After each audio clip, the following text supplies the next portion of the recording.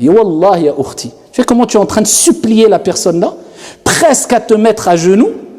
Si tu suppliais comme ça peut-être ton Seigneur ne serait-ce que pendant 10 secondes, tes soucis non seulement ils disparaisseraient ou ils auraient disparu, mais en plus de cela, Dieu aurait transformé tes soucis en une joie et une réussite et une félicité.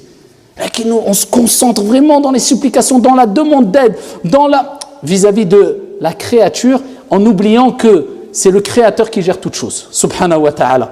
Dans l'application, on a du mal à prouver qu'on a compris ça. Dans la théorie, on le connaît tous, moi le premier.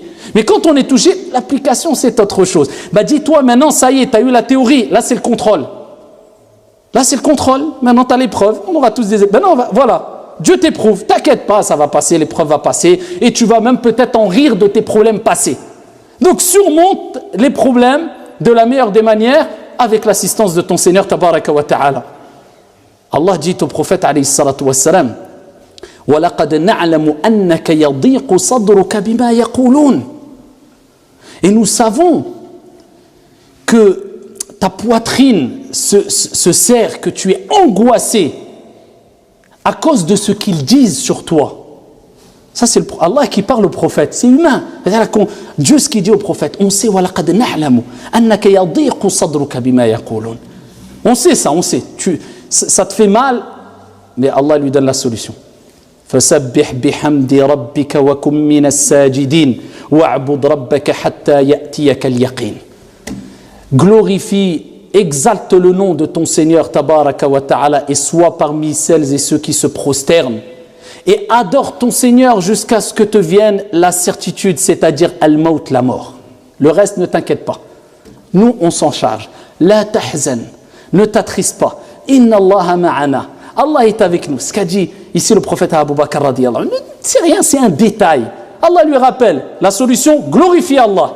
Quand on a des problèmes, est-ce qu'on dit subhanallah, alhamdulillah, la hawla wa la quwwata illa billah, cette formule qui, par la permission d'Allah, eh bien, fait transformer les mauvaises situations en bonnes situations. Il n'y a de transformation, de force et de puissance qu'en Dieu.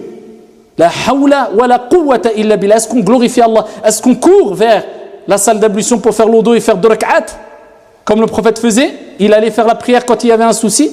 Comme Allah nous a dit dans le Coran, fasabbih bihamdi rabbika wa kun min as-sajidin, et sois parmi ceux qui se prosternent et adore ton Seigneur, wa'bud rabbaka hatta ya'tiyaka al-yaqin, jusqu'à ce que te vienne la mort, c'est-à-dire lâche pas la ibada, l'adoration, et le reste ne t'inquiète pas. Et pour terminer, ayyuhal akhyar, alhamdulillah qu'il y a des épreuves aussi quelque part. Parce qu'on sait très bien que les épreuves nous poussent à prendre conscience des innombrables bienfaits accordés par le Créateur suprême, Allah subhanahu wa ta'ala. Et lorsque le brouillard des épreuves disparaît, eh bien celui-ci laisse place à la clarté des millions, voire des milliards de bienfaits qu'on a tendance à mettre de côté et à oublier.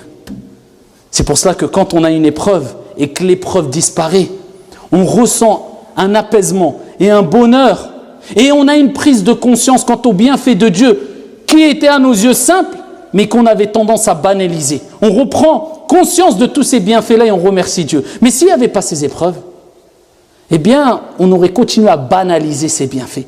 Des choses simples, mais essentielles. La famille, le toit, le fait d'avoir le ventre plein, le fait de pouvoir prier, le fait de pouvoir marcher, le fait de pouvoir voir, le fait de pouvoir avoir du goût, le fait de pouvoir avoir des amis, avoir une famille, avoir des proches, etc., etc. Tous ces bienfaits qui, même les plus riches dans cette vie d'ici-bas, eh bien avec tout l'argent qu'ils ont, quelquefois ils ne peuvent pas acheter un de ces bienfaits, car c'est des bienfaits qui ne s'achètent pas. Avez-vous déjà vu quelqu'un à qui on a annoncé un cancer qui n'avait et sa mort proche parce qu'il n'y avait plus aucune solution, racheter sa bonne santé? Ou quelqu'un à qui on a annoncé que ça y est, dans quelques heures il allait mourir parce que voilà, il est en fin de vie, sa famille a pu racheter avec ses milliards sa vie. Il y a des bienfaits, wallah, ils sont inestimables, ils n'ont pas de prix. C'est pour ça le prophète sallallahu alayhi wa sallam nous dit, kama jaa fi sahih muslim, انظروا إلى من هو أسفل منكم ولا تنظروا إلى من هو فوقكم. Regardez ceux qui sont au-dessous de vous dans le dunya, dans les bienfaits, et ne regardez pas ceux qui sont au-dessus. Ceci vous empêchera de minimiser les bienfaits de Dieu, d'Allah subhanahu wa ta'ala sur vous. Si demain on vous annonce qu'Allah vous préserve et nous préserve toutes et tous de toute maladie, mais si demain on nous annonce ou à l'un d'entre nous qu'il est touché par un cancer et qu'il ne lui reste plus qu'1 an à vivre, billahi alaykum, est-ce que les plus gros des soucis qu'il aura eu dans cette vie d'ici-bas ou qu'il aura dans cette vie d'ici-bas ne sera pas autant mesquin que ridicule à ses yeux? Il n'en aura rien à faire. Quoi? J'ai perdu mon emploi, j'ai plus d'argent, il ne pensera plus à ça.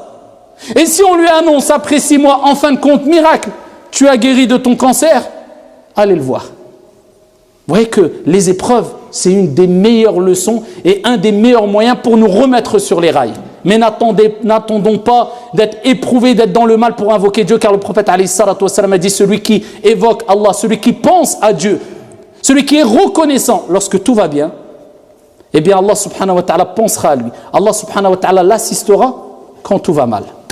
هذا وصلوا وسلموا رحمكم الله على نبي المختار كما أمركم بذلك جل وعلا حينما قال إن الله وملائكته يصلون على النبي يا أيها الذين آمنوا صلوا عليه وسلموا تسليما اللهم صل وسلم وزد وبارك على عبدك ورسولك محمد وعلى آله وصحبه وسلم تسليما كثيرا وارض اللهم عن الخلفاء الراشدين المهديين أبي بكر وعمر وعثمان وعلي ومن تبعهم بإحسان إلى يوم الدين.